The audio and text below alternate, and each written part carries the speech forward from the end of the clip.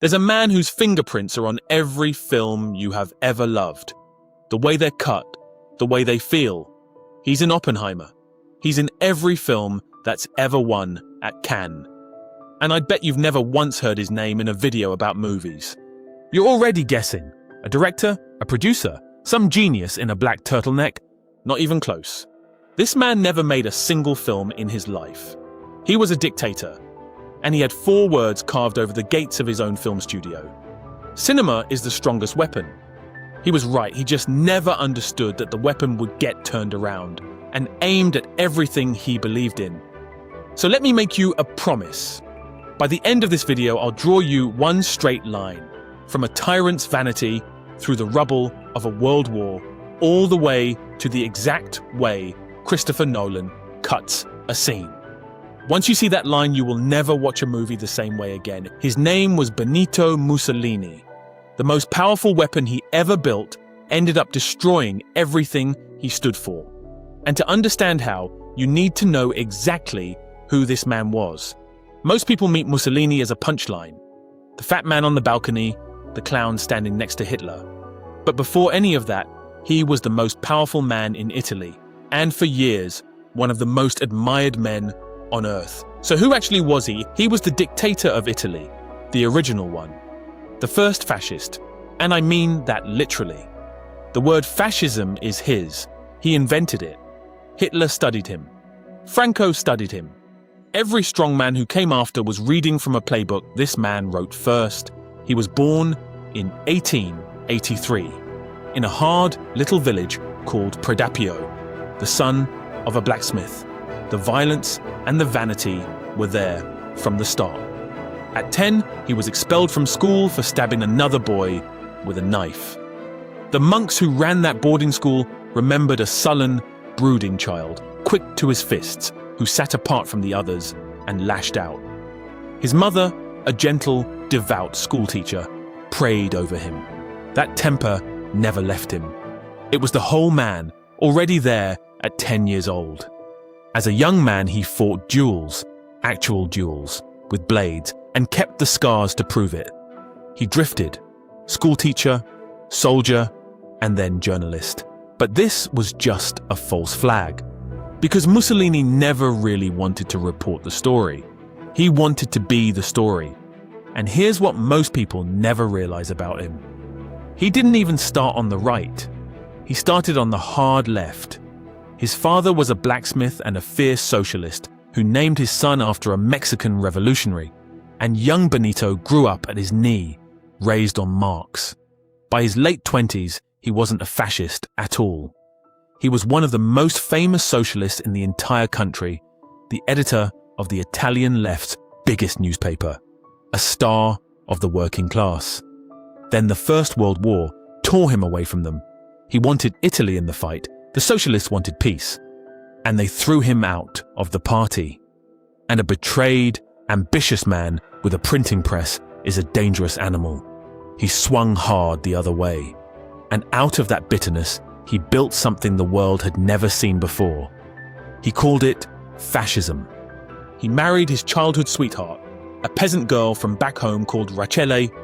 She would stay his wife to the very end, through every mistress, every affair, every actress.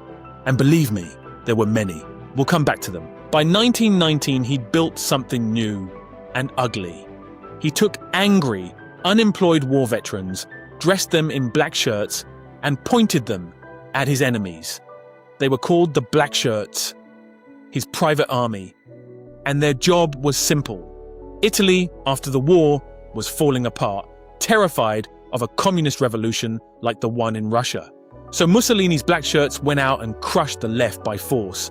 Squads of thugs who beat socialists in the street, torched newspaper offices, and forced their rivals to drink castor oil until they soiled themselves in public. Terror dressed up as order. He sold himself as the one man who could save Italy from chaos, while quietly being the one causing it. And it worked. In October 1922, he sent those Black Shirts marching on Rome. He didn't even go himself. He waited in Milan to see which way it would fall. The king panicked, folded, and simply handed him the government. No revolution, no grand battle, a bluff that paid off. And just like that, the blacksmith's son from Predappio was Prime Minister of Italy. Soon he gave himself a new title, Il Duce, the leader. But there wasn't really a resistance. In fact, they loved him. For years, ordinary Italians genuinely loved this man. He made the trains run on time, or at least convinced everyone that he had. He drained the malarial marshes and built whole towns on the dry land. He made peace with the Pope in 1929, something no Italian leader had managed in 60 years. To a country that felt broken and humiliated after the First World War, he didn't feel like a tyrant. He felt like pride. He felt like a future. The crowds in the square weren't dragged there. For a long time, they wanted to look up at him. And it wasn't only Italians. When Winston Churchill, yes, that Churchill, visited Rome in 1927, he openly praised him. He said that if he'd been Italian, he'd have been with Mussolini from start to finish. Churchill, saying that. About Mussolini. That is how completely this man had the entire world fooled. But a man like Mussolini is never satisfied with one square full of people. He wanted the whole country looking at him, all at once. And in the 1920s, a brand new invention was about to make that possible, the camera. Mussolini understood the screen before almost any leader alive. And it makes complete sense when you remember what he used to be. A newspaper man. He'd spent years learning how a headline grabs you, how an image sticks in your head, how you sell a story to millions of people who will never meet you. To him, film was just the next headline, a bigger one, a moving one. So while other world leaders still saw cinema as a toy, a novelty, a bit of fun, Mussolini looked at it and saw a weapon. Now, do you ever watch those old World War II movies and the soldiers are in a movie theater? And before the movie comes on, there is a newsreel.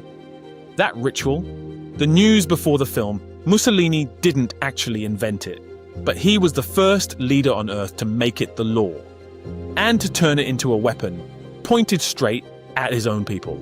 In 1924, he set up a newsreel agency called Loose, and he made it compulsory. Before every single film, in every single cinema in Italy, you watched the news first, and the news was him. Mussolini harvesting wheat with his shirt off, Mussolini on a horse, Mussolini flying a plane, fencing, swimming, inspecting his troops. You came to watch a love story, and first, you sat in the dark and watched a god. In 1932, he went further. He created the Venice Film Festival. And I want you to sit with that because the Venice Film Festival is the oldest film festival in the world. The first one, ever. The red carpet, the prizes, the stars stepping out of cars, the entire glittering machine of cinema as an event. All of it was born right here, under fascism, as Benito Mussolini's idea. Every film festival on earth today is a grandchild of his. In 1935, he opened a national film school, and in 1937, the centerpiece. He built an entire city for making movies on the edge of Rome and named it Cinecittà, Cinema City. And over the gate, he had his 4 words carved into stone. Il cinema è l'arma più forte. Cinema is the strongest weapon. He believed that completely. He just wasn't the only dictator who was listening. Because up in Germany, there was a man taking notes. When Adolf Hitler was still a nobody, a failed painter ranting in beer halls, Mussolini was already running a country. The March on Rome, the black shirts, the salutes, the spectacle, Hitler watched all of it and copied the homework. He even tried his own clumsy version, the beer hall putsch, in 1923. It failed, and it landed him in prison. He was sentenced to 5 years and served barely 9 months. But those 9 months changed history, because in that cell, Hitler sat down and wrote the book that laid out the entire nightmare to come, Mein Kampf. He walked in a failed street agitator. He walked out with a manifesto, a plan, and a following. Mussolini was the master. Hitler was the fan for now. They finally met in 1934 in Venice, and the meeting went nothing like you'd imagine. Mussolini turned up in a gleaming uniform and riding boots. The senior statesman, 12 years in power. Hitler shuffled off the plane in a crumpled beige raincoat and a soft hat, clutching it like an office worker who'd got off at the wrong station. The story goes that Hitler had tears in his eyes meeting his idol. Mussolini took one look and was unimpressed. He refused to give him the fascist salute, just shook his hand, cold, the way you'd greet a stranger. In private, he was savage about him. He called Mein Kampf boring. He called Hitler's ideas coarse and simplistic. He thought the German was a cheap imitation of himself. The irony here is enormous. The man who'd become the most monstrous figure of the 20th century, and Mussolini's first instinct was to look down his nose at him.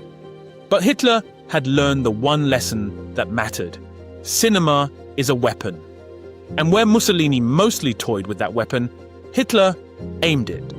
He had a filmmaker, a brilliant, terrifying one, named Leni Riefenstahl. In 1935, she made Triumph of the Will, a Nazi rally shot like gods descending from the clouds. Then Olympia, the 1936 Olympics, turned into a hymn to the master race. These weren't escapism. They were propaganda as high art. Some of the most beautiful, most poisonous filmmaking ever made. The pupil had out-weaponized his teacher. And haven't we seen this so many times over the course of history? Someone pioneers an idea and another person betters it and becomes more successful. Think about the BlackBerry. It basically invented the smartphone. Everyone had one, it was untouchable, and then one day, a man in a black turtleneck walks on stage, reaches into his pocket, and pulls out the iPhone. And the team at BlackBerry just sit there, watching it on TV, slowly realizing they're already dead. The pioneer gets buried by the person who perfects the idea. Mussolini was BlackBerry. Hitler was the iPhone. And the strange part is what Mussolini did with his own weapon, because while Hitler was forging propaganda masterpieces, what was actually pouring out of Cinecittà? Fluff. Beautiful, glossy, empty fluff. Everyone assumes Cinecittà churned out fascist propaganda. It didn't. It mostly made romance. Silly, glittering love stories the Italians nicknamed white telephone films, because they were stuffed with rich, gorgeous people swanning around marble apartments with shiny white telephones, the ultimate status symbol of the day. Pure fantasy. Beautiful people falling in love in beautiful rooms, while the real country slid toward war. And that was the strategy. That was the genius and the rot of it. All at once, keep them dreaming, keep them looking up at something glamorous and far away. Whatever you do, never, ever show them the street. Because the street was the truth. And the truth doesn't sell tickets for a dictator. Mussolini adored this world, the glamour, the actresses, the premieres. His regime built stars. He didn't marry an actress. His wife was still Rachele, the girl from the village, but he collected the world of cinema like jewelry. His final and most famous mistress, Clara Petacci, met him in 1932 when he overtook her car on a road outside Rome. She was 20, he was 49, and once she belonged to him, doors swung open for her family. Her younger sister Miriam was pushed into the movies and turned into an actress by the machine. That's exactly how it ran. The Dream Factory bent to his desire. But there was an earlier woman, and her story tells you who he really was. Margherita Sarfatti, his mistress, his propagandist, the woman who wrote the very book that built his legend. The strongman, the Caesar, reborn. She crafted the myth, and she was Jewish. So when Mussolini later crawled toward Hitler and brought in racial laws against Italy's own Jews, he discarded her. The woman who built the god got erased by him. He destroyed the people who made him, long before the people he ruled destroyed him. For a while, all of it worked. And in 1936, it hit its peak, with a crime. Mussolini wanted an empire, Rome reborn. So he invaded Ethiopia, one of the last free nations in Africa, and he did it with a savagery that appalled even the 1930s. His planes dropped poison gas onto villages, onto soldiers, onto Red Cross hospitals. Mustard gas raining out of the sky. Ethiopia's emperor, Haile Selassie, was driven into exile, and he stood up at the League of Nations and warned the world that what was done to his people would one day be done to everyone. The world applauded him and did nothing. Now follow this thread, because it is extraordinary. That Emperor Haile Selassie, his birth name was Ras Tafari, and his defiance against Mussolini, a black African king standing alone against a white European empire, lit something thousands of miles away in Jamaica. A whole faith grew up around him. Rastafarianism, named after the very man Mussolini tried to erase. The dictator wanted to be remembered as a Roman emperor. Instead, the king he gassed became a living god to millions. This was Mussolini at his absolute height, emperor of a new Roman empire, or so he told the roaring crowds, and it was all about to collapse because of the one thing he wanted most. He wanted war, the big one. When Hitler tore into Europe in 1939, Mussolini didn't get dragged into the Second World War. He begged his way in. He was terrified of missing it. As France was already falling in 1940, he declared war, reportedly saying he just needed a few thousand dead so he could earn a seat at the winner's table. A few thousand dead, like a betting slip. And then reality arrived. Because it turned out the strongman's army wasn't strong at all. He invaded Greece and the Greeks threw him straight back. A humiliation. Hitler had to send German troops to rescue him. He fought in North Africa and got battered until again the Germans had to come and bail him out, this time with a general named Rommel. He lost his African empire. He sent thousands of Italian boys to freeze and die in Russia. Defeat after defeat after defeat, and every single time, his great ally Hitler had to step in and save him. And this is the moment the whole relationship flips. The fan had become the master. Mussolini, the man Hitler once wept to meet, was now the embarrassing junior partner. The weak link Germany kept dragging out of the fire. Hitler stayed strangely loyal to him as a person. But Italy was finished. And worse, the Italian people were finished with him. The trains didn't matter anymore. The empire was gone. The myth had cracked, and for the first time in 20 years they stopped looking up. So his own people moved against him. In July 1943, after the Allies stormed ashore in Sicily, his own Grand Council, his loyal inner circle, voted him out. The king had him arrested and hidden away in a hotel high up a mountain called Gran Sasso, where no one could reach him. Except Hitler reached him. German commandos crash-landed gliders onto the mountainside, snatched him out and flew him north. And Hitler propped his old idol back up as the puppet ruler of a fake little state in the north of Italy. No real power, a leading man reduced to playing himself in a film nobody believed anymore. And a humiliated, frightened, vain man is a dangerous animal. With the few scraps of power he had left, he took his revenge. He had members of his own loyal Grand Council, the men who'd voted against him, arrested and shot. And in a truly chilling move, that list included his own son-in-law, Galeazzo Ciano, the husband of his favorite daughter, Edda. He had his own daughter's husband executed. Edda never forgave him. She turned on her father, smuggled Ciano's secret diaries out to the world, and branded him a coward. The family was devouring itself. This is what was left of the man who once owned the worship of millions. By April 1945, it was over. The Allies were pouring up through Italy.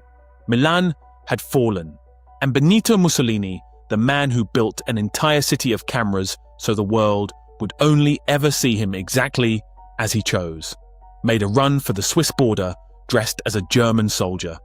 Slumped in the back of a convoy, collar up, helmet down, the most recognizable face in Italy, trying to become nobody.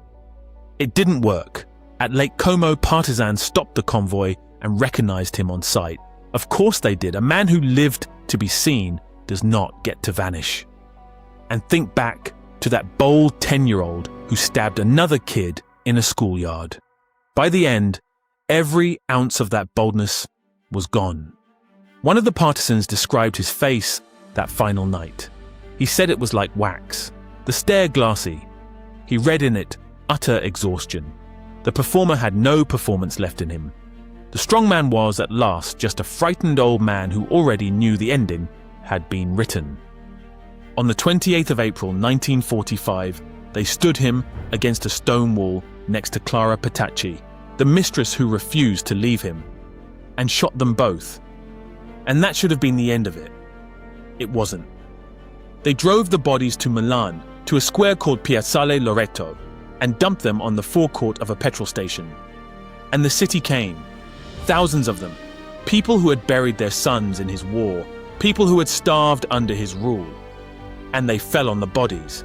They beat his face, the face that had hung in every classroom, every town hall, every square in Italy, until a witness said it was unrecognizable. Like a rubber mask. A woman shoved through the crowd, pulled out a pistol, and fired 5 shots into his corpse. One, she screamed, for each of her 5 dead sons. And then the crowd wanted to see him. Properly. They screamed, higher, string them up like pigs. So they hung the bodies upside down by the feet from the steel girders of that petrol station and pelted them with stones. Even more irony. The man who banned every unflattering photograph of himself, who held every single pose, who built an entire city of cameras to control how the world would see him. His final image, the one that ran on the front page of every newspaper on Earth, was the one image he could never direct. Hanging upside down, beaten into nothing. He wanted to be looked at forever. He just never imagined it like this. So the dictator is dead. The war is over. And his great dream factory, Cinecittà, is finished. Bombed in the fighting, then turned into a refugee camp. Thousands of homeless people living in the sets where the white telephones used to ring. No money, no lights, no stars. By every logic, Italian cinema should have died with him. Instead, it had the single greatest moment in its history. And it happened precisely because the filmmakers despised everything he had stood for. Think about what fascist cinema had been. Fake, glossy, whitewashed, beautiful people in beautiful rooms, all makeup and marble and lies. A whole generation of young Italian filmmakers had grown up choking on it. So when the regime fell and the studio lay in ruins, they made a decision that would change cinema forever. If we have no studio, we'll shoot in the street. If we have no stars, we'll cast real people. And if we have no money to lie beautifully, then we'll just tell the truth. They called it Neorealism. And it was the deliberate, exact inverse of everything Mussolini cinema had been. In 1945, while the rubble was still smoking, a director named Roberto Rossellini shot a film called Rome, Open City, partly in secret on the real, scarred streets of the city. And the irony runs deep here, because Rossellini had worked inside the fascist film industry. The machine Mussolini built to glorify himself trained the very men who would bury his way of seeing the world. The regime dug its own grave and handed the shovel to its own filmmakers. Then in 1948, Vittorio De Sica made Bicycle Thieves. And I don't say this lightly, it is one of the most revolutionary films ever made. There isn't a single star in it. The lead was a real factory worker who had never acted in his life. And the story is almost nothing. A poor man's bicycle gets stolen, and he and his little boy walk the city searching for it. That's the entire film. And it is devastating, because for the very first time, the camera wasn't craning upward to worship a great man on a balcony. It was looking across at an ordinary man, at eye level, with respect. That was the revolution. Not a bomb. A point of view. The street instead of the palace. The real face instead of the mask. And keep your eye on Rossellini, because his life is the bridge to everything that comes next. An actress in Hollywood named Ingrid Bergman, one of the biggest stars on the planet, the woman from Casablanca, watched his films, wrote him a letter, then left her marriage and her career and ran to Italy to be with him. The scandal nearly destroyed her. They had a daughter. You'll know her, Isabella Rossellini. You've seen her in Blue Velvet, in Death Becomes Her, and just last year in Conclave. One of the most striking faces in cinema for 40 years. So this one Italian neorealist is suddenly wired straight into Hollywood royalty. But that isn't even his most important connection. Because a group of young film critics up in Paris were watching Rossellini and De Sica like disciples. And what they did next is exactly what I promised you at the beginning of this video. In Paris, a critic named André Bazin fell completely in love with these raw, real Italian films. He wrote about them in a magazine called Cahiers du Cinéma. And the kids who wrote for that magazine, Truffaut, Godard, Chabrol, grew up worshipping neorealism. Then they put down their pens and picked up cameras. We call what they did the French New Wave. They took neorealism's honesty and added a jolt of pure adrenaline. In 1960, Godard made Breathless, and he broke a rule everyone thought was sacred. He cut inside a single, continuous shot. Time jumped. The edit suddenly became visible. The jump cut. Editing stopped being invisible plumbing and became a voice. And let me be honest with you about how big that is. For my money, the French New Wave is the single most important movement in the history of cinema. It informed the way editing is handled in basically every modern film you watch. It blew open the idea that a story has to go A, then B, then C. It detonated it. Before them, the cut was meant to hide. After them, the cut could speak. Then it crossed the Atlantic. In 1967, a film called Bonnie and Clyde hit America, and the script for it had first been offered to Truffaut, and then to Godard. The French New Wave was in its DNA. It carried that jagged cutting, that sudden shocking violence straight into Hollywood. And it exploded. Out of that blast came New Hollywood. The 1970s, Scorsese, Coppola, the generation that retaught the entire world how a film could be cut. So here's how this played out. A vain dictator carves "Cinema is a weapon" over a gate.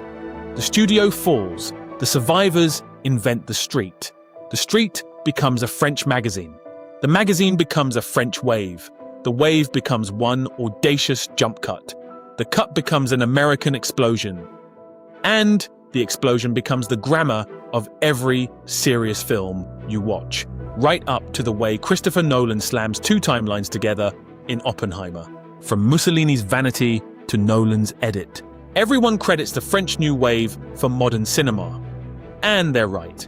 But if you look really closely at what actually survived, it isn't the New Wave. It's Italian neorealism, because nobody truly makes French New Wave films anymore. That jittery, playful, self-aware style had its moment. You could argue the Hong Kong directors of the 80s and 90s picked up the New Wave torch and ran with it, the likes of Wong Kar-wai and John Woo. That was more New Wave than neorealism. But the thing that genuinely lasted, the thing that is everywhere right now, is Italian neorealism. The non-actor, the real location, the handheld camera, the small, true story about ordinary people. Look at the French films winning awards today. The German ones, and especially, and this is the big one for me, look at Iran and Korea. For me, the two best film industries on the planet right now are Iranian and Korean. And they have been for nearly 30 years. Both of them lean hard into social realism wrapped inside gripping narrative storytelling. Real people, real problems, real streets, but told as proper stories that grab you by the throat. And that exact recipe, social truth fused with narrative drama, was never really the French New Wave. The New Wave was more interested in playing with the form, the fusion of realism and story. That was the Italians. That was neo-realism. The Dardenne brothers in Belgium, Ken Loach in Britain, Asghar Farhadi in Iran, Bong Joon-ho in Korea. They aren't Godard's grandchildren. They're De Sica's. The thing that got built out of Mussolini's rubble never died. It just learned to hide in plain sight. So let's go back to those 4 words over the gate. Cinema is the strongest weapon.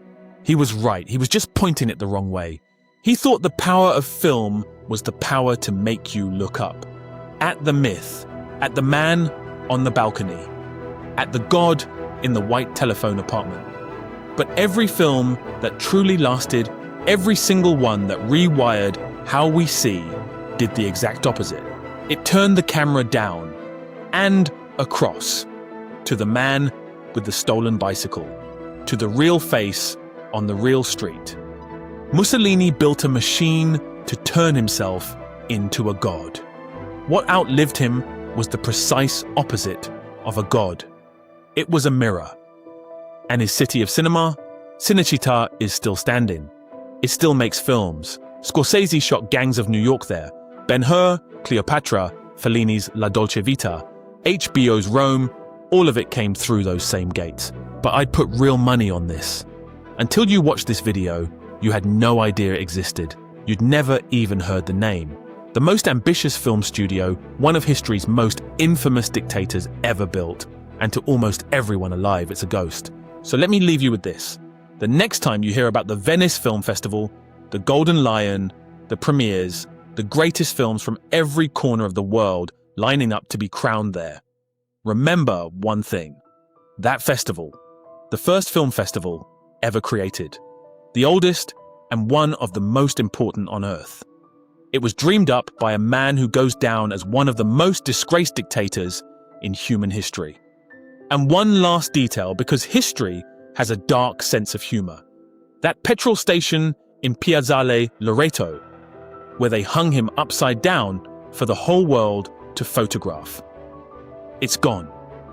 Researchers traced the exact spot from the old photographs, and today, on the ground where the most controlled image maker of the 20th century ended up strung up by his feet, there's a McDonald's. People queue there for a Big Mac with no idea what happened on that spot. He spent his entire life making sure the world would only ever see him the way he chose. And the camera he called the strongest weapon became the one thing he could never control. The one thing he feared most. A witness, a mirror, the truth looking back. And that's the whole strange truth of it. The man who built a cathedral to himself ended up building the one thing that could expose every tyrant who came after him. He wanted a weapon, he left us a mirror. This channel is going to live in exactly these places, where the things we love turn out to have the strangest, darkest roots. So if that's your kind of story, subscribe and stick around, because I've got a lot more of them coming.